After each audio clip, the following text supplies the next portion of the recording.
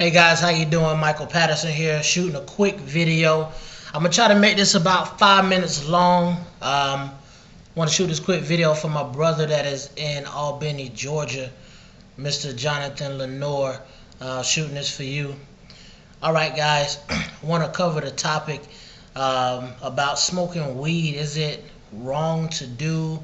Is it legal, illegal, or whatever? I know it's kind of hard to use the how the scripture commands us to obey the laws of the land when you have different states who are legalizing it. Well, the first thing that we must realize is that though we do respect the law of the land, the word of God supersedes that all day long. So let's see what the word of God says. I'm going to show you some stuff in scripture and outside of scripture, because you have different type of people out there who will believe scripture and those who will not believe scripture on what it says. So I'm just going to show you some things both ways. By the time I'm done with this video, you should have no doubts in your mind if a person should be smoking weed or not, especially if you are a Christian. Now, if you do not want to serve God, this video does not apply to you. You can turn it off right now. So let's jump in. The scriptures gives us a constant theme about us being sober-minded, okay? And what I'm going to do is just give you a number of scriptures that you can look up yourself, because I want you to see it, because I can go on and on all day. Let me give you about 5 scriptures real quick. One being 2 Corinthians 5:13, 1 Thessalonians 5 and 6, 1 Thessalonians 5 and 8, 1 Timothy 3 and 2, 1 Timothy 3 and 11, and Titus 1 and 8, Titus 2 and 2, Titus 2 and 4, Titus 2 and 6. I'm going to give you some more. 1 Peter 1 and 13, 1 Peter 4 and 7, 1 Peter 5 and 8. You can go and look at all that stuff yourself. None of those scriptures tell you not to smoke weed, but all of those scriptures do command you as a believer to be sober-minded. So now, what does sober-minded mean?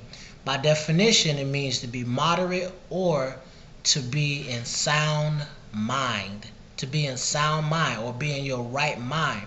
So anything that takes you out of the confines of your mind, we already know that it's violating the principle of the scripture where God is commanding us to be sober-minded. Anything that takes control of you and you put as first place in front of God has become a god.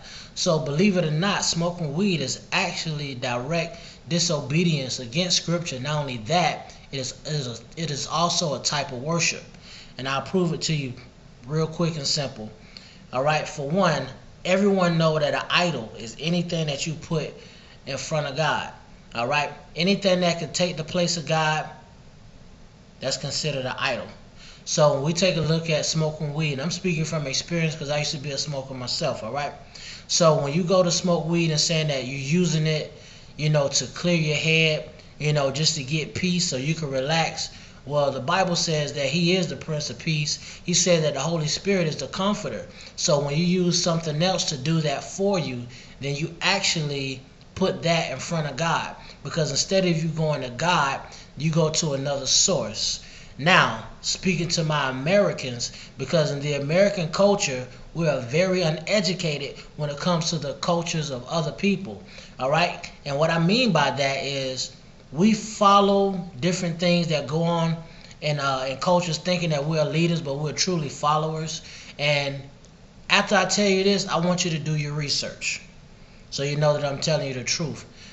This habit of smoking weed is actually a type of worship to the God of Haile Selassie, which comes from the Rastafarians, all right? One thing that Rastafarians believe is that the most powerful elements in the world is earth, water, and fire. They believe that those are the most powerful 3 elements in the world. That's what they believe. And so now Haile Selassie is a god of the Rastafarians. This is who they worship. And when they smoke weed, they smoke it as a type of worship and a way to pay homage to him. Now, going back to the 3 elements, how does that tie into smoking weed, and how does that prove? When the Rastafarians smoke weed, They don't just roll it up in a little cigarette paper. They smoke it in what's called a chalice. And if you're a smoker, you know that a chalice is a pipe that has water in it. And guess what the weed represents? The weed represents earth, the chalice represents the water, and then when you light it up, that represents the fire.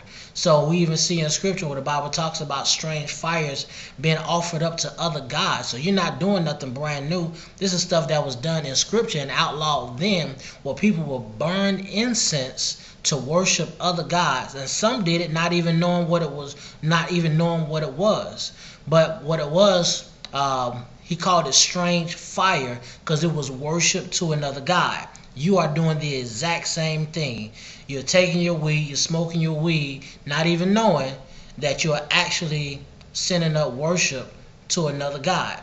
Not only that, you are replacing who God is with a substance, and not only that, you're getting high. You cannot be high and sober at the same time, and you cannot sit here and say that you smoke weed without the intent of getting high. That's the whole purpose of doing it.